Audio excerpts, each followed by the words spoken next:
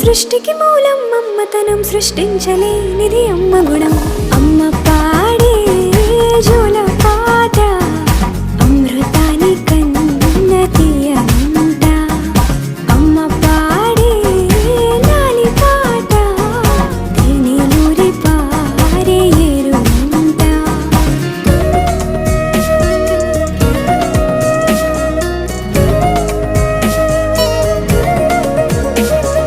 నింగిని తాకే మేడలకి పునాది రాయి అమ్మా, అందం పొందిన ప్రతిశిలకి యులిగాయం అమ్మా.